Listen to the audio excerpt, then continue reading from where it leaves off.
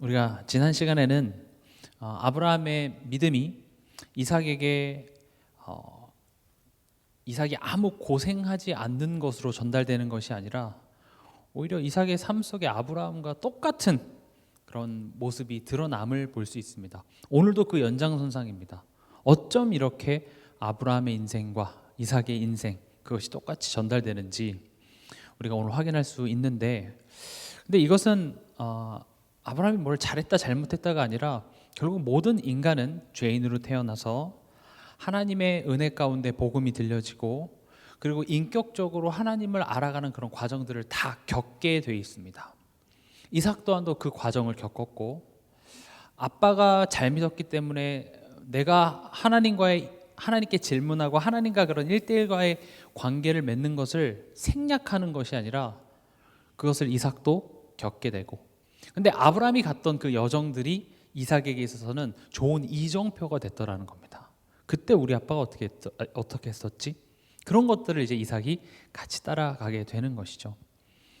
그래서 이제 이삭이 그랄에서 그랄 골짜기까지 쫓겨났다가 결국 다시 약속의 땅인 브엘세바로 와서 거기서 번성하고, 심지어 그 아비멜렉이 와서 화친을 맺고 거기서 번성을 합니다. 그렇게 행복하게 잘 살았습니다. 이렇게 성경이 끝나야 좋잖아요, 그렇죠? 근데 오늘 읽었던 본문 이삭의 가정 안에는 문제가 있었습니다. 징글징글하죠. 그냥 이렇게 우리 인생이 예수 믿고 해피엔딩이면 좋겠는데, 그렇죠? 근데 이게 징글징글하게 또 가정 안에도 문제가 있는 거죠. 어떤 문제가 있었습니까? 에서가 40세에 결혼을 하는데 이삭과 리브가의 마음에 근심이 되었더라, 이렇게 되어 있습니다. 자녀 문제입니다. 자녀 문제. 이삭은 특히나 가정 안에 문제가 많았던 것으로 보여집니다. 그랄에 살 때도 아내를 누이라고 속이고 그렇게 거기서 오래 살았어요. 그러니까 비밀 연애가 아니라 비밀 결혼 생활을 한 것이고, 그 얼마나 행복했겠습니까? 그리고 또 우리가 잘 알다시피 이삭은 에서를 더 사랑했고요, 리브가는 야곱을 더 사랑했습니다. 우리는 이걸 편애라고 부르죠. 창세기 25장 28절에도 보면 이삭이 왜 에서를 더 사랑했냐 했을 때, 이삭은 에서가 사냥한 고기를 좋아함으로 그를 사랑하고 리브가는 야곱을 사랑하였더라. 아니 이제 뭐 부모가 자녀가 있으면 조금 더 마음이 가는 자녀가 있을 수야 있겠죠. 근데 성경은 이삭은 에서가 사냥한 고기를 좋아함으로 이렇게 됐습니다. 굉장히 고기를 좋아했나 봐요. 저도 고기를 좋아하는데 이게 자녀를 편애할 정도로 고기를 좋아했습니다. 27장에도 보면 야 내가 죽기 전에 고기 한번 먹자, 그 정도로 좀 고기에 진심이었던 것 같습니다. 근데 뭐 부모가 뭐 한 자녀에 대해서 마음이 그렇게 가는 건 어쩔 수 없지만 지금 이 상황은 좀 특이 케이스입니다. 왜냐? 지금 하나님이 태중에 있을 때 미리 말을 했거든요. 뭐라고 말했죠?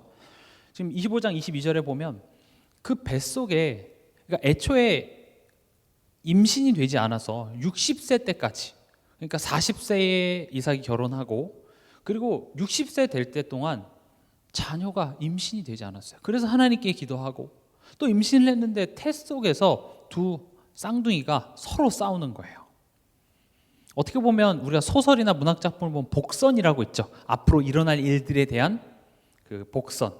태 속에서부터 둘이 이제 싸우는 거죠. 우리도 알다시피 나중에 야곱과 에서가 서로 싸우게 되죠. 그때 이삭이 하나님께 묻습니다. 그가 이럴 경우에는 내가 어찌할꼬 하고 가서 여호와께 묻자온데 여호와께서 그에게 이르시되 두 국민이 내 태중에 있구나.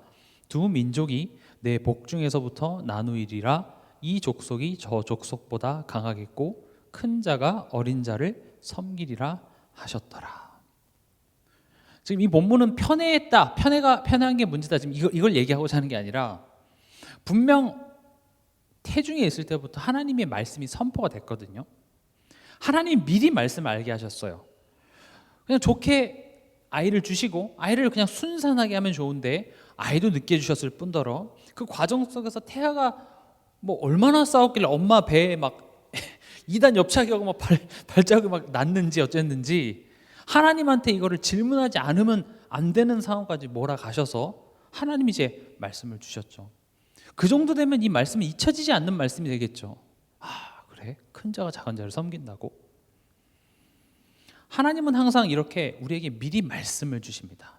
성경을 보면 항상 그 한 인물을 부르시고 그 인물에 대해서 내가 너를 어떻게 이끌 거다, 내가 너의 인생을 이렇게 사용할 거다 라고 말씀을 주시는데, 문제는 그 말씀에 네 알겠습니다 라고 100% 순종하는 인간이 없다라는 겁니다. 그건 그 사람의 인간의 어떤 됨됨이나 신앙이 떨어지는 문제가 아니라 로마서 3장 23절에 모든 사람이 죄를 범하였음에인 겁니다. 단순히 얘가 말을 지지도 못 순종을 안 해요, 그 문제가 아니라 하나님을 불신하기 때문에, 모든 사람은 죄인으로 태어나기 때문에 또 우리의 죄성 자체가 하나님의 말을 믿을 수가 없습니다. 알아들어도 그대로 하고 싶지가 않아요. 이삭이라고 별 수 있겠습니까? 이삭은 특별한 사람입니까? 아닙니다. 우리와 똑같이 죄인으로 태어나 하나님의 은혜 가운데 하나님의 택하심을 입어 구원받은 한 사람이고, 또 그의 삶 속에서 하나님의 도우심 없으면 아무것도 할 수 없는 우리와 똑같은 사람인 것이죠. 그래서 이삭은 말씀은 알았지만 그러나 내 주장, 내 취향, 내 생각에 맞는 대로 선택한 겁니다. 우리는 안 그렇습니까? 전 이 이삭을 보면서 이삭이 나쁘다, 이삭이 별로네라고 얘기한 게 아니라 우리 모습이구나, 내 모습이구나. 또 이 성경을 읽게 될 지금 가나안 땅을 향해 광야 길을 걸어가고 있는 이스라엘 백성들이랑 똑같아요. 출애굽은 했으나 여전히 의식주 문제 앞에, 내 수준으로 이해할 수 없는 상황 앞에 내 원하는 대로, 내 감정이 이끄는 대로 선택할 수밖에 없는 게 우리 수준인 것이죠. 그러니까 이삭을 지금 하나님께서 하나님의 사람으로 너의 후손을 통하여서 그리스도가 태어날 그런 가문으로 불렀으면 이삭 정도 되면 이런 상황 앞에서 흔들림이 없어야 되잖아요. 그렇죠? 어려움 한 번도 없어야 되고, 그래 내가 그 언약 못 깨달았을 때야 뭐 갈등할 수 있지만, 그래 나를 위해서 순양이 대신 예비되어져 있어서 내가 죽을 뻔한 걸 이 양이 대신 딱 죽고, 그걸 다 깨닫고 난 순간부터는 이제 아무 걱정 없이 한 번도 흔들림 없이 나아가야 이게 뭔가 말이 될 것 같은데, 이삭의 여정 속에는 참 이런 갈등들이 많고, 오히려 아브라함은 뭔가 이렇게 다이나믹했죠. 근데 이삭은 좀 잔잔해요. 근데 이 잔잔한 게 간단한 문제가 아니라 삶에 일어나는 문제고 우리와 똑같아요. 어찌 보면 더 저는 공감이 많이 되더라고요. 우리 인생의 문제를 이삭은 똑같이 겪고 있었는데, 오히려 그런 우리 삶 속에 일어나는 부부의 문제, 자녀의 문제, 관계의 문제, 경제의 문제, 이런 것들이 사실 우리를 제일 힘들게 하고 있거든요. 그러니까 이제 우리의 여정은 이 갈등 속을 걸어가는 겁니다. 말씀은 알겠는데, 이해도 되겠는데, 이제 근데 이게 인정이 안 되는 거죠. 보면 볼수록 하나님은 내가 하고 싶은 것만 하지 말라고 하는 것 같아요. 아, 어쩜 이렇게 나랑 이렇게 하나님이랑 안 맞는지. 결국 하나님이랑 나랑 안 맞는 문제예요. 그리고 결국 누구 마음대로 합니까? 내 마음대로 하죠. 내가 하나님한테 들어드릴 것들, 그 말씀을 순종해 드릴 것들은 하나, 내 마음에 안 들면 안 해요. 거기서 잘하는 겁니다. 그래서 그런 말 있잖아요. 마의 5살이라고 하나요? 어렸을 때 아이 잘 자라다가 한 5살쯤 되면 그때부터 이제 엄마 말 안 듣기 시작하는, 지지리도 제일 작은 악마 같은 그 시기가 있고, 또 그러다가 좀 괜찮아졌다가 이제 얘가 이제 중학교 2학년, 3학년 되면 이제 중2병이라고 있죠. 엄마 말을 지지리도 안 듣습니다. 근데 우리 또한도 그리스도 안에서 새로운 피조물로 태어나 거기 안에서 성장하면서 성장통을 겪고 그 안에서 영적 사춘기들을 겪어 나가는 겁니다. 우린 이런 상황 속에서 하나님이 이런 거 안 겪게 해줬으면 좋겠는데, 하나님은 의외로 이런 시행착오를 겪게 하십니다. 이런 어리석은 선택을 하는 데 있어서 하늘에서 천둥 번개라도 내리든지 뭔가 조치를 취해서 이런 어리석은 선택을 안 하도록 막아주셨으면 좋겠는데, 하나님께서는 이런 시행착오를 겪게 하시죠. 그래서 오늘 말씀의 제목이 시행착오라는 학교입니다. 우리가 창세기를 보면 특히 이 네 족장 아브라함, 이삭, 야곱, 요셉을 보면 이런 수많은 시행착오를 겪게 해요. 물론 그 시작은 하나님의 택함으로, 하나님의 구원하심으로 너는 이제 하나님 자녀다라는 선포로 시작되지만, 그러나 그 신분에 걸맞지 않는 수준으로 현실 앞에서 계속 무너지고 속고 돌아가고 후회하고 좌절하고, 그런 순간들을 성경은 그대로 지금 그리고 있죠. 그게 우리와 너무 똑같아요. 근데 우리는 성경 그렇게 읽고 싶지 않습니다. 우린 뭐라고 읽고 싶죠? 이삭이 복음 깨달았어. 문제 없었어. 잘 됐어. 물론 결론적으로 그렇게 됩니다. 근데 우린 그렇게 읽고 싶은 거예요. 그냥 내가 예수 그리스도 외치고 뭔가 이렇게 딱 해버리면 이런 시행착오라든지 내가 성장해야 되는 이런 시간과 과정들을 뭔가 이렇게 스킵해서 하나님이 짠 하고 해주길 바라는데, 하나님은 그렇게 안 하시죠. 오히려 하나님은 우리를 고생을 안 시키는 게 아니라 그 과정을 통해서 배울 수 있다면 그런 고난도, 그런 고생도 허락하시더라 이겁니다. 특히 부모님들은 잘 아시죠? 내 자녀에게 유익하다면 그런 고생 또한도 시킵니다. 제가 유튜브에서 어떤 한 쇼츠 영상을 봤는데, 주일날 아침이죠. 일요일 아침에 어린이집 가려고 쉬는데 자기가 책가방 매가지고 아침에 어린이집까지 하고 기다리고 있는 거예요. 왜 어린이집을 가고 싶어 하죠? 어린이집 가면 재밌게 놀잖아요. 어린이집 가서 시험 봅니까? 저 어린이집 선생님도 계시는데 어린이집 가서 뭐 이렇게 테스트를 보고 틀리면 맞고 이래요? 아니요, 재밌게 놀아요. 그래서 어린이집은 항상 가고 싶어요. 근데 그러다 내가 이제 초등학교를 들어가기 시작하면 어떡합니까? 안 가고 싶어요. 언제 빨간 날이 있는지 새로운 달력 보면 전 그거부터 항상 확인했거든요.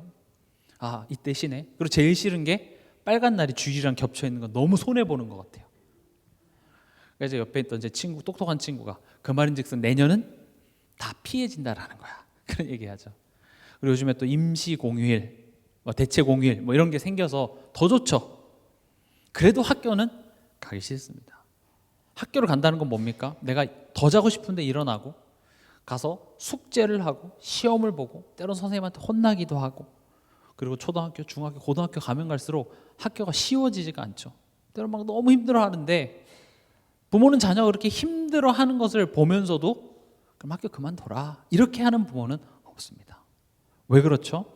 그 학교라는 과정이 내 자녀를 성숙해 하고 훌륭하게 할 거라는 것을 알기 때문에 그 과정을 잘 갈 수 있도록 도와주고, 힘들었구나라고 들어주지만 그 다음날 아침에 일어나서 그럼 학교 안 가도 돼가 아니라 그래도 가야지 이렇게 보내게 되는 거죠. 이삭 또한도 영적으로 성장하는 그런 성장통들을 겪는 모습들을 우리가 볼 수 있습니다. 오늘 읽었던 본문의 에서가 40세에 장가를 갑니다. 너무 재밌어요. 이삭도 언제 장가를 가죠? 40세 때 갑니다. 근데 에서는요, 헷 족속 부에리의 딸 유딕과 헷 족속 엘론의 딸 바스맛을 아내로 삼았답니다. 지금 일부 다처제가 문제가 아니라 이때 당시엔 일부 다처제가 허용이 됐기 때문에 어떻게 한 남자가 두 여자를, 그것 때문에 지금 이 이삭과 리브가의 마음이 근심이 된 게 아니라 헷족속이라는 부분인 겁니다. 헷족속은 이 가나안 사람들이었습니다. 결국 하나님이 나중에는 그 가나안 사람들을 다 이렇게 멸하라라고 했던 사람들이고, 정통 언약의 가문이라면 그 헷족속에서 아내를 취하는 것이 아니라 그 아브라함의 민족으로 다시 돌아가서 거기서 하게 했죠. 그러니까 지금 보세요. 에서가 장가 갈 때와 이삭이 장가 갈 때가 나이는 똑같은데 분위기가 달라요. 아브라함 때는 어떻게 했죠? 24장에서 우리가 봤었죠. 24장 3절에 보면 아브라함이 종을 불러다가 이렇게 말합니다. 내가 너에게 하늘의 하나님 땅의 하나님이신 여호와를 가리켜 맹세하노니 너는 내가 거주하는 이 지방 가나안 족속의 딸 중에서 내 아들을 위하여 아내를 택하지 말고 내 고향 내 족속에게로 가서 내 아들 이삭을 위하여 아내를 택하라. 아브라함은 뭐라고 얘기했죠? 지금 여기 가나안 땅에서 택하지 말고 내 고향으로 돌아가서 굳이 이게 되게 중요한 부분이었기 때문에 종이 안 따라온다 그러면 그냥 이삭을 데리고 갈 거야. 아니야, 데리고 가지 마. 거기서 데리고 와. 이렇게 얘기한 거죠. 근데 지금 에서는 어떻게 했습니까? 딱 정반대로 해족속 사람, 이 지방 가나안 족속의 딸, 그것도 둘, 그걸 아내로 맞이했죠. 저는 왜 이렇게 했을까 생각했을 때 그냥 제 생각에 하나 추측해 볼 수 있는 것은 이삭이 너무 에서를 편애해서 그러지 않았을까, 그런 생각도 해봤습니다. 자식 이기는 부모 없다고 하듯이 자식의 편을 들어준 거겠죠. 이삭이 그걸 몰랐을 리가 없습니다. 왜냐, 나중에 이제 이삭이 하나님 앞에 항복하고 야곱을 그 고향으로 보내면서 아브라함이 자기에게 했던 그 말을 똑같이 해요. 그러니까 몰랐던 게 아니에요. 그러나 에서를 더 사랑했어요. 왜요? 고기를 좋아. 저 얼마나 고기를 좋아했는지 천국 가서 한번 물어봐야 되겠습니다. 그러니까 지금 이 가정 안에서 일어나는 문제라든지 우리 사람과 사람과의 관계 속에서도 보면 사실 이 말씀보다 나의 어떤 감정, 나의 기준들이 앞설 때 거기서 항상 문제가 생겨요. 이삭이 말씀을 몰랐던 것은 아니지만 살다 보면 내 자녀가 감정으로 뭐 속상해할 때 그래, 얘가 얼마나 속상했겠냐 하면서 우리가 적당히 말씀보다는 그 감정에 타협하고 복음의 기준보다는 그냥 그런 상황에 적당히 갈 때가 많습니다. 사실 이 본문의 내용을 보면서 부모가 말씀 중심에 서 있는 게 얼마나 중요하다라는 것을 우리가 또 알 수 있죠. 제가 지지난 시간인가요? 그런 얘기 제가 한번 했었습니다. 요즘에 그 뭐 교권이 무너지고 있고 또 부모들이 막 그 선생님들한테 함부로 하는 그런 것들이 이제 많이 나타나고 있는데, 이제 그 세대의 부모들이 어렸을 때 다 그런 건 아니겠습니다만은 어렸을 때 이제 부모의 어떤 그 이렇게 강압적인 또 가부장적인 어떤 그런 가정 문화에서 자라다 보니까 항상 친구같이 나의 감정을 이해해주고 그런 부모가 항상 그리웠던 거, 그게 상처였던 거죠. 그래서 이제 자녀가 조금 말을 안 듣고 힘들어하면 속상했구나, 그 자녀의 감정에 이제 공감을 해주죠. 근데 문제는 공감은 공감이지만 또 잘못된 것은 잘못됐다고 가르쳐주는 것이 있어야 되는데 공감밖에 없는 거죠. 그러니까 예를 들어서 뭐 자녀가 친구랑 학교에서 싸우고 왔어요. 그래서 왜 싸웠어? 제가 뭐 어떻게 했어? 속상했겠구나. 공감해 주죠. 그럼 이제 자녀는 속상하면 패도 되는구나, 이렇게 되는 거죠. 그러니까 나 딴에는 내가 어렸을 때 그것 때문에 불행했다고 생각하고 우리 부모한테 받지 못한 것을 또 내가 받았던 그런 상처를 내 자녀에게 물려주지 않으리라 생각해서 나 딴에는 내 자녀에게 공감해주고 친구가 되어주고, 근데 그러다 보니까 가르쳐야 될 것들을 가르쳐주지 못하니까 어떻게 됩니까? 나중에 말 안 들어요. 이제 말을 안 들으니까요. 어렸을 때야 내가 감정에 공감해주고 친구가 되어주고 하면 엄마 최고 뭐 이러지만 이젠 커서 말을 안 들어요. 그럼 이제 어떻게 됩니까? 내가 그렇게 싫어하던 아빠 모습으로 너희 새끼 일로 하면서 매를 들게 되고, 똑같은 게 이제 그런 식으로 대물림이 되는 거죠. 결국 상처가 대물림을 만들어냅니다. 우리 삶 속에서도 우리가 복음을 가지고 있지만 그런 상처들이 자꾸 똑같은 내 자녀에게 똑같은 나를 만들어내고 있어요. 내가 받았던 상처, 내가 안 주려고 하는데 더 많이 주고 있는 내 모습을 발견하게 되는 겁니다. 그래서 부모가 감정보다 자꾸 말씀 앞에 서는 훈련이 필요해요. 자녀에게 복음을 올바로 가르치라라는 말 자체가 억지로 애를 막 끌고 와서 여기 앉히는 게 아니라 잘못된 것을 알려줘야 돼요. 뭐가 옳고 뭐가 그르고. 그 앞에서 애가 잘못된 선택을 할지언정 지금 잘못된 선택을 하고 있다고 알려주는 게 중요하다고요.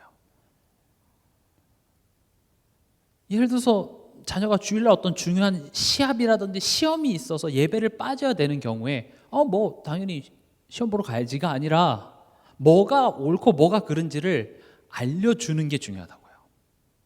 자녀가 뭐 그럼에도 불구하고 교회 안 나올지언정 올바른 걸 가르쳐줘야 되는데 이게 말처럼 쉽지가 않아요. 잘 안 돼요. 뭐부터 나옵니까? 감정이 나와요. 너희 새끼 왜 내 말을 안 들어서 감정이 나오고 욕이 나오고 몽둥이가 나가지, 뭔가 내가 가르쳐줘야 될 것을 가르쳐줘야 될 때가 안 돼요. 잘. 그러니까 그런 감정들이 자꾸 나가다 보니까 뭘로 이어집니까? 대화의 단절로 이어집니다. 또 엄마가 믿는 하나님은 나도 안 믿어. 그래서 고등학교 때까지는 꾹꾹 잘 참다가 이제 내 자유가 생기고 대학생 되면 안 갑니다. 그냥 엄마가 말하는, 아빠가 말하는 그 어떤 것도 다 싫어요. 왜냐? 이미 마음에 상처가 돼버렸고 마음을 다쳐버렸기 때문에. 그렇죠. 근데 그 지금 관계 속에서 사실 하나님과 나와의 관계를 볼 수도 있어야 되는 겁니다. 우리도 그런 철없는 청소년과 같은 모습들을 하나님께 보입니다. 내 맘대로 되지 않으면요, 대화의 단절로 가요. 그렇잖아요. 내 맘대로 되지 않으면 하나님의 말씀으로부터 멀어지는 것을 선택합니다.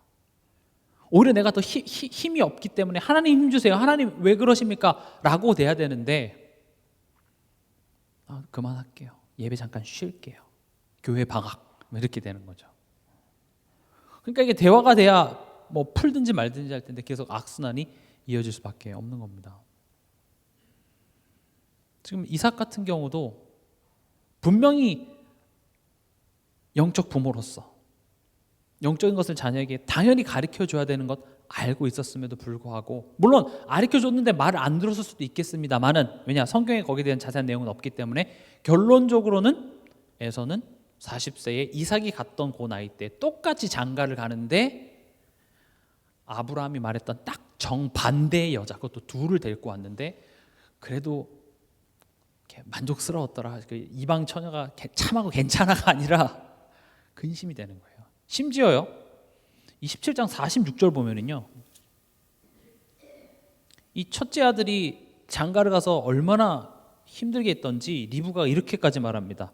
리브가가 이삭에게 이르되 내가 햇사람의 딸들로 말미암아 내 삶이 싫어졌거늘. 내 삶이 싫어졌어요. 이 첫째 아들 에서가 얼마나 속을 썩이고 결혼해갖고 내 마음을 속상하게 했던지 내 삶이 싫어질 정도예요. 이삭은 나름 내가 사랑하는 아들 에서였습니다. 좀 보세요. 에서는 그래도 40살에 장가 갔지만 야곱은 장가도 아직 못 갔어요. 왜냐, 성격 자체가 조용하고 차분하고, 아마 이게 에서가 고기를 좋아해서 에서를 좋아했을 수도 있지만 에서는 사냥하고 남자답고, 좀 남자들도 이렇게 좀 남자다운 남자들한테 더 끌리거든요. 이렇게 계집애 같고 이런 걸 별로, 특히 옛날 사람들은 더 그러겠죠. 싫은 거예요. 야곱은 아직 장가도 못 갔어요. 그래서 에서는 하나님 말씀을 알겠지만 내 마음이 끌리는 대로 선택을 했는데 그 선택들이 내 마음을 더 아프게 하는 거예요. 지금 이 두 아들 중에 첫째 아들을 더 사랑했다 안 했다 그 문제가 아니라, 우리 삶 속에도 하나님께서 분명히 말씀을 주셨고 우리가 정답을 알지만 그 정답과는 별개로 내가 원하는 것들을 난 더 선택하고 싶어진다고요. 몰랐을 때는 어쩔 수 없지만 알아도 그래도 하나님, 내가 그냥 지금은 내가 하고 싶은 거 할게요. 우리 하나님께 질문하는 이유가 나랑 하나님이랑 같은 생각인지 물어보는 거죠. 하나님 나 이거 원하는데 하나님도 이거 원하세요? 역시 하나님 좋은 하나님. 근데 질문했는데 안 맞아. 그럼 이번엔 제가 그냥 알아서 할게요. 그래서 내 선택을 하죠. 그렇게 해서 그 선택의 열매와 결과가 좋으면 좋겠는데 이게 자꾸 나를 힘들게 하는 겁니다. 그럼 이제 우리가 그 힘듦 때문에 교회에 나와서 말씀을 듣다 보니까 하나님이 우리와 함께 하십니다. 하나님이 우리의 삶을 붙잡고 계십니다. 하나님이 우리 인생을 책임지십니다. 그래, 책임지시는데 그럼 이런 시행착오들 안 겪게 해주시면 안 되나? 내가 어리석은 선택을 하면 막 손을 이렇게 옮겨 이거 선택해야 돼 이렇게 해줘야 되잖아요. 근데 거기에 개입을 하지 않고 뭐지? 이제 여기에서 갈등이 되는 거죠. 항상 하나님 나한테 좋은 선택을 하게 해주셔야죠. 그 의미, 하나님이 지금 나와 동행하신다라는 그 의미를 우리가 오해해서 그렇습니다. 그래서 오늘 제목이 나의 시행착오라는 학교에서 배우라는 겁니다. 하나님은 우리로 하여금 100점 맞게 하는 게 중요한 게 아니라 100점 맞을 수 있는 실력을 갖추는 것을 원하십니다. 내 자녀가 전교 1등 하는 것을 원하는 것이 아니라 어떤 현장과 어떤 조직에 들어가도 거기서 잘할 수 있고 성실하게 할 수 있는 그런 캐릭터, 그런 체질을 만들기를 원하는 것처럼 하나님께서는 우리 대신 시험을 봐주고 우리 대신 결정을 해주는 것이 아니라 그 상황 속에서 하나님을 믿는 실력, 그 상황 속에서 내게 주신 은혜가 어떤 의미인지를 우리로 하여금 깨닫게 하시는 거죠. 더 쉽게 말하면 내가 왕자가 됐는데 왕자로 살지 못했던 나의 수준이 그대로 있습니다. 그래서 왕자가 마땅히 해야 될 일 앞에서 자꾸 그걸 실패하게 되는 거죠. 그때 왕이 가서 왕자 대신에 그 일을 처리해주면 왕자는 항상 누가 필요하게 돼요? 왕이 필요하게 되는 것이죠. 그래서 시행착오를 걷더라도 너가 일어나 봐. 그래서 우리는 배우는 게 필요한데 첫 번째 우리는 뭘 배워야 되냐? 내가 누군지 배워야 됩니다. 내가 누굴까요? 나를 알아야 돼요. 제가 이번 한 주간도 제가 계속 우리가 배워야 될 내용들에 대해서 말씀을 드리는데 우린 이거를 배우지 않고 넘어갈 수 없습니다. 계속 이런 문제와 상황과 실현 앞에서 넘어지기만 하는 이런 장면들을 왜 보여주냐? 나를 알려고. 어떤 나요? 죄밖에 짓지 못하는 나예요. 연약한 나라고요. 바울도 내가 죄인 중에 괴수다. 정말 뭐 바울이 예전에 나쁜 사람이긴 했으나 이건 겸손한 차원이 아니라 은혜 입은 자일수록 성령이 깨닫게 하시면 깨닫게 하실수록 내가 복음이 깨달아지면 깨달아진 그 증거가 뭐냐? 나를 알게 돼요. 그래서 예수님이 공생 기간 동안 누구를 자꾸 비교하시냐면 바리새인과 뭐 세리나 또는 뭐 그 죄인이란지 병자들 또는 이방인들이랑 비교를 해요. 왜 자꾸 비교를 하냐면 바리새인들은 내가 되게 잘하고 있는 줄 알았어요. 나는 하나님의 택함 받은 민족이고 내가 율법을 다 잘 지켜서 나는 구원 받을 만하다고 생각했어요. 뭐 이 자리에 나는 구원 받을 만하다 이렇게 말하시는 분은 없겠지만 우리 삶 속에 남을 비판하고 문제시하는 그 모습 자체가 사실은 이게 내가 믿은 복음, 내가 깨달은 복음이었기 때문에 가르치려 들고 남을 비판하고 문제시하는 거예요. 우리가 다 그렇습니다. 나를 배운다라는 것은요, 내가 하나님의 도움 없으면 우리 삶 속에 우리는 하나님을 대적하는 것밖에 못해요. 실제로 하나님을 대적하라 이렇게 하진 않지만 우리들이 불평하고 원망하고 걱정하는 그런 모든 행위의 뿌리가 어디에 있냐면 하나님을 불신하는 것에서부터 기인된다고요. 여기서 불신이라는 건 하나님 안 계셔, 하나님 거짓말쟁이야 라고 우리가 고백하지는 않지만 사단이 우리를 공격하는 방법은 우리 마음속에 생각을 집어넣습니다. 연복음에도 보면 마귀가 가룟 유다 마음에 예수 팔려는 생각을 집어넣었어요. 하와에게도 선악과 따먹을 생각을 집어넣은 게 아니라 하나님에 대한 불신의 생각을 집어넣은 결과 현실을 보니 이게 다르게 해석이 되어지더라는 것이죠. 우리 죄인이라는 말 자체가 우리의 체질이 결국은 하나님에 대한 끝없는 불신이에요. 하나님을 불신하는 것밖에 우리는 할 수 없는 우리인데 그런 우리를 근본적으로 예수 그리스도의 십자가로 말미암아 구원해 주시고 그 다음에 이제 우리의 실력을 알게 하사 그걸 치유하시는 것이죠. 우리는 매 순간마다 죄를 짓고 있습니다. 근데 그 죄를 죄라 더 이상 여기지 않는 이유가 예수님이 죄와 사망의 법에서 생명의 성령의 법으로 우리를 옮기셨기 때문에 그렇습니다. 그리고 원래는 그 죄를 짓는 자마다 마귀에게 속해야 되는 그 운명 속에 있었던 우리를 예수님이 마귀의 일을 멸하셨기 때문에 우리가 그런 어리석은 죄를 짓는다 할지라도 우린 마귀의 소속이 되는 것이 아니라 하나님의 사랑 안에, 그것은 그 어떤 사람도 바꿀 수 없는 겁니다. 그럼 이제 어떤 관계가 됐냐? 죄를 졌냐 안 졌냐의 관계가 아니라 부모와 자녀와의 관계죠. 제가 자주 예를 듣지만 자녀가 법적으로 큰 잘못을 저지르면 부모의 반응은 저런 자녀 난 적 없어요 하면서 의절을 하는 것이 아니라 오히려 자녀를 위해서 변호사를 고용하고 내 자녀를 보호하려고 합니다. 근데 의외로 별거 아닌 작은 실수에 부모들은 뭐 자녀가 막 예의 없이 한다든지 버릇없이 군다든지 그러면 반 잡습니다. 반 죽일 기세로. 상식적으로 이해가 안 되는 거죠. 아니 법적으로 이렇게 큰 잘못 저질렀을 때는 감싸고 놀더니 그런 작은 문제, 작은 거 별것도 아닌 거잖아요. 거기에는 막 호통을 치고 막 이렇게 얘기하죠. 왜 그럽니까? 그게 부모와 자녀예요. 사랑으로 묶인 관계여서 그렇습니다. 그래서 성경을 보면 내가 엄청 잘못했는데 의외로 하나님은 내 편이 되어주시기도 하고요. 난 잘못한 게 없는데 때로는 고난과 어려움 허락하시기도 하세요. 우리가 하나님이 우리 아버지라는 사실은요, 그냥 어린아이 지금 뭐 유초등부나 뭐 태영아 아이들한테 누구 자녀? 그럼 하나님 자녀. 그거 한 문장보다 굉장히 깊은 내용을 담고 있습니다. 어린아이한테 엄마가 누구야? 엄마가 뭐야? 그럼 그 어린아이가 이해하고 있는 엄마의 내용과 그 어린아이가 나중에 커서 지가 결혼해서 자기 같은 딸, 자기 같은 아들 낳아서 엄마 역할이 돼 보면 볼수록 엄마란 이런 것이구나. 어렸을 때야 뭐 내가 사고 싶은 장난감 사주면 좋은 엄마고 안 사주면 마귀 할머니 되는 거지만 사실 엄마는 자녀에게 못 해줄 것이 없습니다. 근데 그런 엄마라는 것을 철없나 이해할 수가 없죠.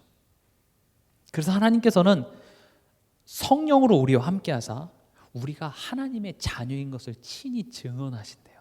너가 하나님의 자녀야. 그래서 하나님의 자녀이기 때문에 망나니같이 살아도 다 괜찮아. 그런 차원의 내용이 아니라 하나님이 너의 아빠이기 때문에 때론 별거 아닌 일에도 하나님은 너한테 호통을 치기도 할 거야. 너가 하나님 앞에 치명적인 죄를 져도 하나님은 거기에 대해서 죄 없다고 할 거야. 두려워하지 마. 염려하지 마. 내가 예수로 말미암아 십자가 다 끝냈어. 왜 그러냐? 하나님이 너의 아버지이기 때문에 그래. 이게 놀라운 내용입니다. 우리가 하나님의 자녀라는 것은 엄청난 내용입니다. 그런 과정에서 내 자신을 알아야 돼요. 나는 하나님의 도우심 없으면 나는 죄밖에 질 수 없는 연약한 나이구나. 근데 이제 그런 것들은 하기 싫고 그냥 이 타락한 문화와 청소년, 뭐 마약, 죽어가는 영혼들, 한국교회가 망해가고 있고 세계교회가 망해가고 있고 그런 거 걱정하는 것으로, 그게 걱정하는 게 나쁘다는 게 아니라 그거 걱정하는 것으로 내가 해야 될 숙제를 안 한다고요. 왜냐? 제가 왜 이렇게 잘하냐? 제가 많이 했던 거예요. 제가 학창 시절 때 꼭 시험 공부 이렇게 밤에 할 때 친구들이랑 우리 한국 교육이 얼마나 문제인지에 대해서 갑자기 토론하는데 너무 재밌어요. 이 한국 교육이 문제라면서 교육부 장관 바꿔야 되고 미국 교육이 얼마나 훌륭하고 막 그런 얘기를 해요. 백날하면 뭐합니까? 네. 시험을 쳐야죠. 아무리 하면 뭐예요? 우린 다 영화 평론가가 되려고 그래요.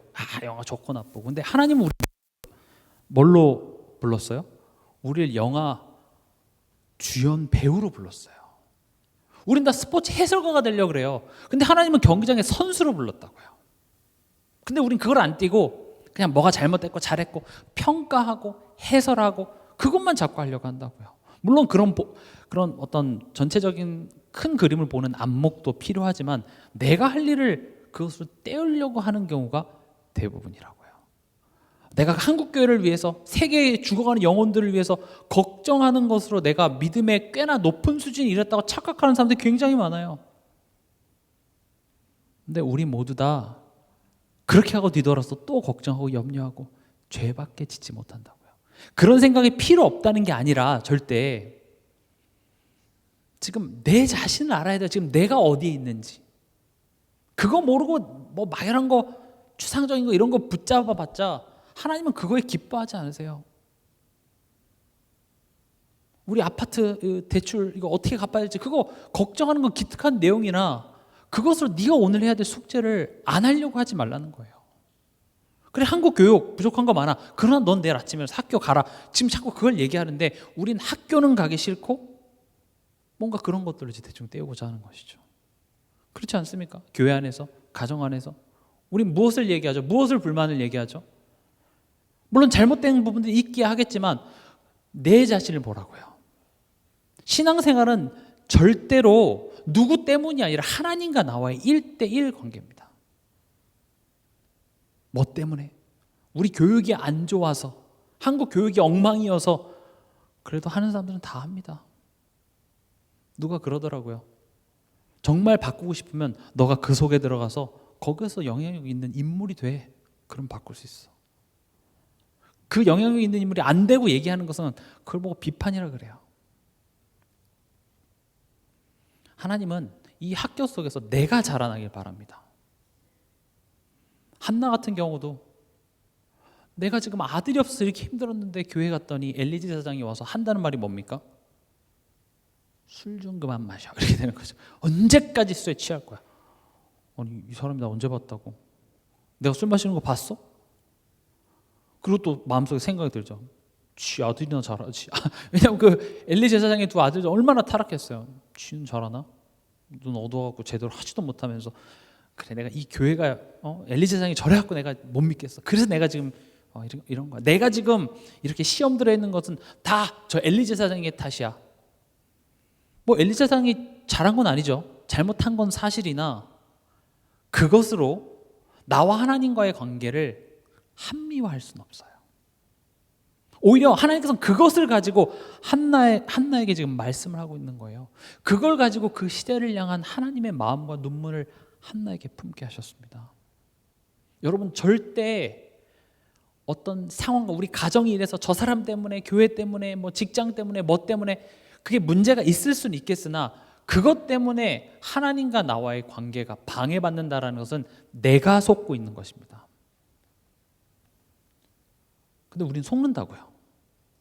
그런 속을 수밖에 없는 나를 인지하는 것부터가 은혜의 시작입니다. 그래 나는 은혜가 필요한 사람이지. 나는 그거 아니면 안 돼. 야곱과 에서 우리 전전장에서도 보시면 알겠지만 야곱은 그 장자권을 사모했어요. 에서는 그 장자권을 소홀히 여겼어요.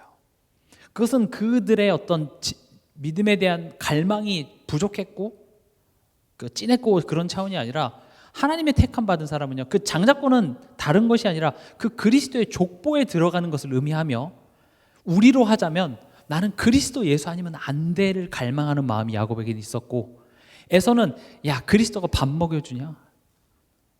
그게 그렇게 필요가 없는 거예요. 여러분 교만이 다른 게 교만이 아니라 내가 예수 하나님 필요 없어도 내가 자족할 수 있어가 최악의 교만이에요. 진짜 은혜 입은 자는요 나는 그리스도 아니면 안 돼. 물론 야곱이 그 장자권을 얻어내 형을 속여서 하는 방법은 잘못됐으나 그 마음만큼은 그렇게 축복 입은 자라는 것이죠. 우리 삶 속에 나를 안다라는 것은 참 중요합니다. 문제 앞에서 진짜 내가 드러나요. 풍족함 속에서는 나의 연약함이 드러나질 않아요. 좋죠. 하나님 땡큐. 뭐 나에게 풍족함을 주시고 감사하고. 근데 언제 나의 진짜 모습이 드러납니까? 언제 나의 날 것들이 드러납니까? 문제 앞에서요. 갈등 앞에서요. 내가 바라던 바로 뭔가 이루어지지 않는 그 앞에 우리 뭐밖에 못하죠? 원망해요. 화를 냅니다. 열받죠. 그만할래요. 포기할래요. 그거밖에 안 나와요. 근데 하나님은 그런 것들을 드러내시고 두 번째 우리가 배워야 될 것은 그런 상황 앞에 하나님의 반응입니다. 예를 들어서 여러분들을 자꾸 여러분도 없을 때 여러분들 자꾸 뒤에서 욕하고 다니는 사람 심지어 알아요. 근데 내가 그 사람 용서해 줬어요. 근데 또 욕하고 다녀요. 내가 용서해 줬어요. 자꾸 그러면 여러분 그 사람은 어떻게 생각합니까? 어떻게 생각하죠? 너랑 관계 끊을 거야 이렇게 되는 거죠. 우리가 죄를 짓는다는 것 자체가 하나님께 대해서 자꾸 대적하는 거거든요. 사실은 하나님 나 못 믿겠어요. 하나님 실망스러워요. 그런데 하나님의 반응은 그런 우리의 모습에 대해서 실망하지 않는다고요. 우리에 대해서 너가 어떻게 그럴 수 있어? 너랑 이제 그만할래가 아니라 이번 주 강단 말씀에 예수님의 그 오래 참으심을 영어 성경으로는 His unlimited patience라고 되어 있습니다.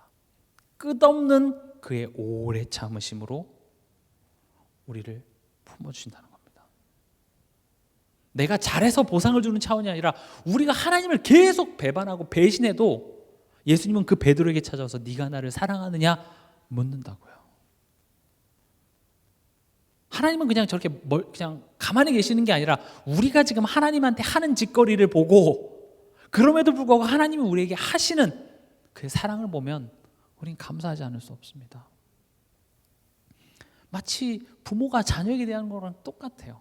제가 왜 자꾸 이런 이야기를 하냐? 성령께서 우리가 하나님의 자녀인 것을 증언하신다고 얘기하시기 때문에 자꾸 결혼하지 않은 저도 자꾸 부모와 자녀의 얘기를 할 수밖에 없는 것이죠.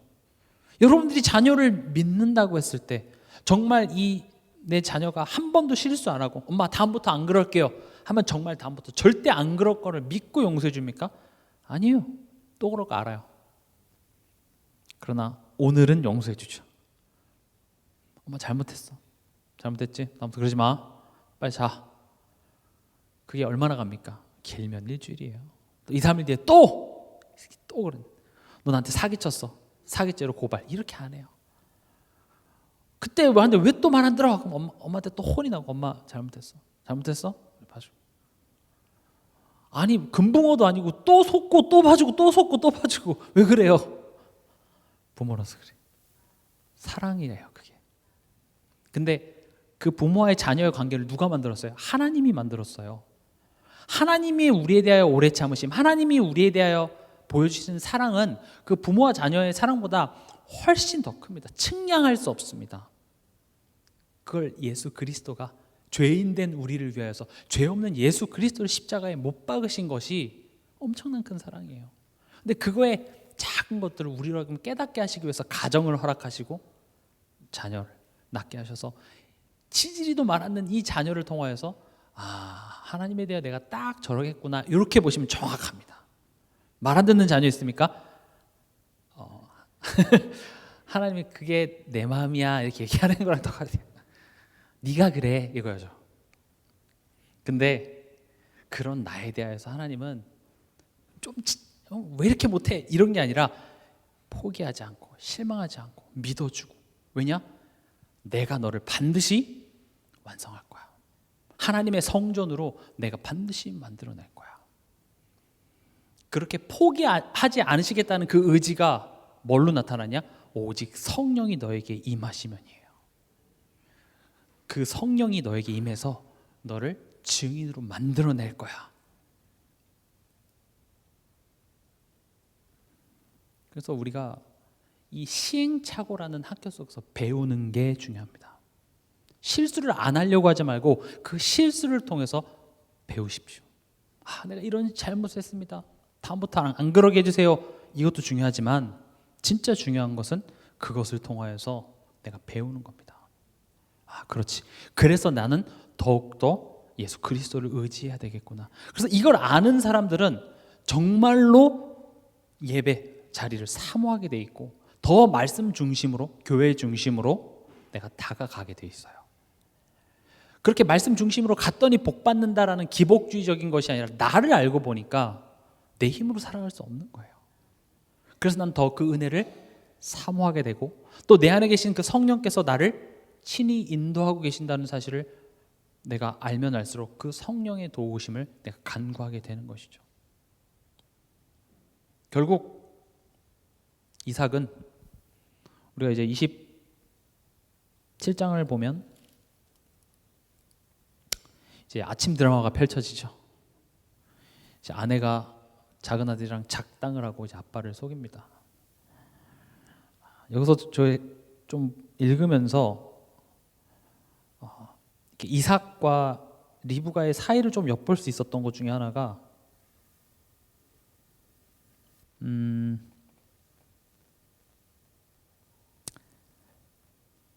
9절, 10절입니다. 10절일까요? 6절 볼게요. 리브가가 그의 아들 야곱에게 말하여 이르되 네 아버지가 네 형 에서에게 말씀하시는 것을 내가 들으니 이르시기를.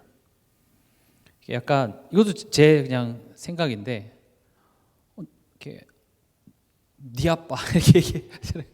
니네 형 여기 보면 다 니네 아빠 이렇게 얘기해요. 그리고 리브가는 항상 엿듣습니다. 이렇게 아빠 얘기도 엿듣고.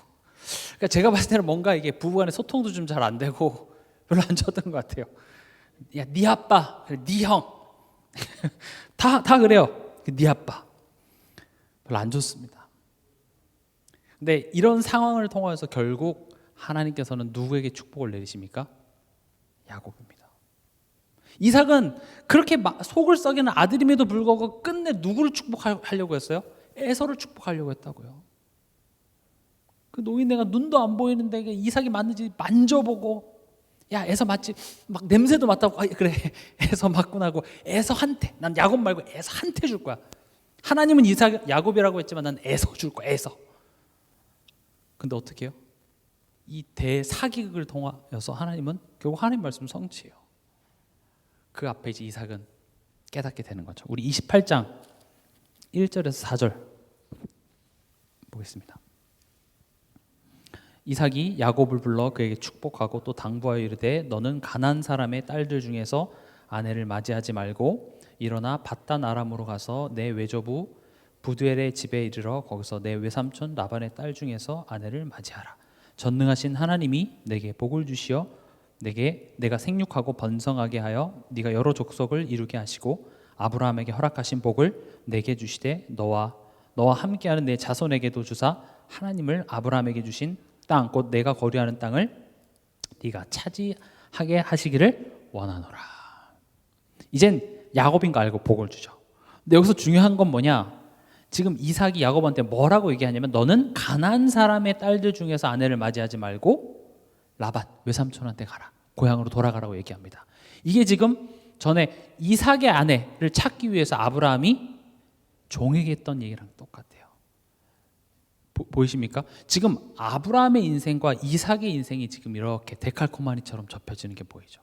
똑같이 아들을 낳고 그 아들이 40세 때에 장가를 보내야 되는데 이삭은 야곱이 아니라 에서에게 마음이 있어서 나름 에서에게 주려고 했는데 이게 내 마음대로 되지 않는 거죠.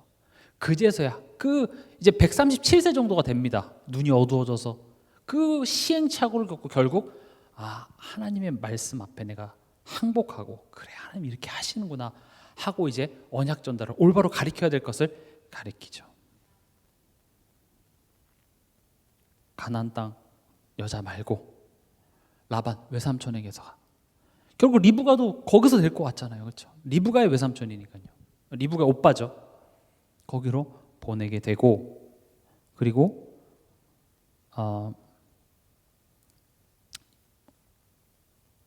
5절에 이삭이 야곱을 보내매 그가 밧단 아람으로 가서 라반에게 이르렀으니 라반은 아람 사람 부대의 아들이요 야곱과 에서의 어머니 리브가의 오라비더라. 이제 그렇게 해서 보냅니다. 근데 여기서 재밌는 거는 뭐냐면 6절입니다. 에서가 본즉 이삭이 야곱에게 축복하고 그를 밧단 아람으로 보내어 거기서 아내를 맞이하게 하였고 또 그에게 축복하고 명하기를 너는 가나안 사람 딸들 중에서 아내를 맞이하지 말라 하였고 또 야곱이 부모의 명을 따라 밧단 아람으로 갔으며 에서가 또 본즉 가나안 사람의 딸들이 그의 아버지 이삭을 기쁘게 하지 못하는지라 이에 에서가 이스마엘에게 가서 그 본처들 외에 아브라함의 아들 이스마엘의 딸이요 느바요스의 누인 마할랏을 아내로 맞이하였더라. 지금 이게 뭐냐면 이제 아빠가 둘째 아들한테 축복 다 하고 뭐 남은 찌끄러기라도 나 좀 주세요 하는데 나한테 막 저주를 하는 거죠. 이제 그러고 보니까 이제 나도 저런 축복을 받고 싶은데 그래서 이제 가만히 본 거예요. 이제 가만히 보니까 가나안 땅의 여자가 아니라 우리 족속, 우리 민족의 여자를 했고 아빠 말을 잘 들었더니까 저렇게 복을 받는 것 같은 거죠. 또 그리고 생각해 보니까 지금 맞이한 그 가나안 내 아내 두 아내가 우리 부모님의 마음에 들지도 않는 것 같아. 그래서 어떻게 하냐면 이제 이스마엘 있죠. 이스마엘한테 가서 우리 민족이잖아요. 거기 가서 여자를 얻어서 아내로 삼습니다. 그러니까 지금 에서는 나는 복은 받고 싶어요. 그 축복이 어떤 의미인지 모르고요. 빨리 복은 받고 싶으니까 그걸 분석해서 어떻게 하면 복을 받지? 어떻게 하면 이렇게 잘 되지? 이런 식으로 보고 하는 거예요. 근데 지금 잘못 보고 있는 거죠. 지금 아내의 택한 문제입니까? 아니에요. 근데 우리가 이런 신앙생활을 할 수 있다고요. 그리고 10절을 보면 야곱이 브엘세바에서 떠나 하란으로 향하여 가더니 에서는 그 안에 그래 비법을 알았어. 이게 성경적인 방법이었어. 뭐예요? 우리 민족의 아내를 얻으면 되는 거였어. 그것 때문에 내가 하나님이 축복을 안 준 거야. 축복이 뭔지도 모르고요. 그래서 그 아내를 삼죠. 그럼 뭔가 잘 풀릴 줄 알았어요. 근데 야곱은 어떻게 해요? 하란 땅으로 가는데 여기서부터 고생이 시작인 거예요. 한 사람은 쉽게 가서 어떻게 하면 내가 보았죠? 어떻게 하면 잘 되죠? 어떻게 하면 내가 원하는 거 얻을 수 있죠의 방향으로 가지만 야곱은 지금 형이 날 죽일까 봐 무서워서 도망가는 거기서부터 이제 야곱의 여정이 또 시작되는 겁니다. 시행착오의 학교가 또 시작되는 겁니다. 많은 것을 시사합니다. 우리도 자칫 이 에서와 같이 쉽게 가려고 그래요. 지금 우리가 받은 이 축복이 어떤 것인지 알지도 못하면서 그냥 내가 좋아하는 거 받아내기 위해서 어떻게 했는지 성경의 비법을 찾자. 다니엘은 채식을 했구나. 다니엘은 창문을 열고 3번 기도했구나. 방법은 창문을 내가 열지 않았기 때문이야. 그래서 창문을 열고 기도하고. 아무리 창문 열어보십시오. 방문 열고 해도 안 됩니다. 기도가 방법이 아니에요. 기도라는 행위가. 그런 식으로 성경을 본다니까요. 그게 문제가 아니에요. 오히려 야곱은 이제 뭐 다다음 시간에 하겠지만 방법도 몰라요. 내가 지금 어디로 가는지 가는 게 맞는지 그 불안함으로 내쫓김을 당하는 거죠. 거기서부터 하나님의 또 간섭하심, 일하심이 시작되는 겁니다. 말씀을 마치겠습니다. 시행착오라는 학교입니다. 우리를 하나님의 자녀로 불러주셨고 그리고 우리를 의롭다 하시고 또 이번 주 강단 말씀처럼 우리를 충성되이 여겨주셔서 우리에게 직분까지 주셨지만 사실 우리 현실 속에서 우린 그런 실력이 되질 않습니다. 우리가 사단에게 속지 않으려고 아무리 노력해도 사단은 어떻게든지 나의 그 딱 죄성, 나의 가장 약한 부분을 툭툭툭 건드려서 우리는 백전백패하기 쉽습니다. 우리 힘으로 되는 게 아니에요. 그렇다고 싸울 필요 없다 그런 얘기를 하는 것이 아니라 우리의 노력과 우리의 열심과 우리의 결단으로 안 되는 겁니다. 그래서 우리는 하나님의 도우심이 필요합니다. 그걸 우리는 보호자의 축복을 누려라 이렇게 얘기합니다. Throne power 이렇게 얘기하죠. 지속적인 성령의 인도와 간섭과 역사를 우리는 강구해야 됩니다. 성령 하나님이 도와주세요라는 기도라는 주문을 외치는 것이 아니라 하나님이 도와주시지 않으면 나는 할 수 없습니다. 그래서 나는 더욱더 하나님 앞에 하나님을 의지하고 하나님께 질문하는 그런 우리의 삶의 모습들로 나아가기를 하나님께서는 원하시는 것이죠. 그 과정을 통해서 우리가 자랍니다. 그리고 그 결과가 항상 힘든 것이 아니라 지금 우리가 당한 고난과 환난은 앞으로 우리가 받을 축복에 비하면 경한 것이라고 얘기하고 있습니다. 지금 여러분의 힘듦이, 여러분들의 어려움이, 여러분의 갈등이 영원하지 않습니다. 뭐가 우리를 힘들게 하냐면 이 문제가 언제 끝날 건데요? 끝날 것 같지가 않은 거예요. 그게 두려운 것이죠. 안 죽습니다. 하나님 절대 여러분들 굶어 죽게 하지 않으실 겁니다. 하나님이 여러분들을 위해서 뭘 하셨는데요? 로마서 8장에도 보면 여러분들을 위해서 아들까지 내주는 하나님께서 뭘 못 주겠냐고 얘기를 하고 있습니다. 하나님은 실수하지 않습니다. 하나님은 여러분들이 잘했고 잘못했고에 따라서 축복 주고 벌 주고 그런 차원이 아닙니다. 우리가 아직 죄인 되었을 때 우리를 사랑하셨습니다. 그 사랑 안에서 우리를 하나님의 영광이 되도록 하나님의 자녀다워지도록 하나님께서는 우리를 키워나가고 싶으시다는 겁니다. 시행착오라는 학교 여러분 묵상하시면서 이번 한 주간도 남은 한 주간도 승리하시기 바랍니다.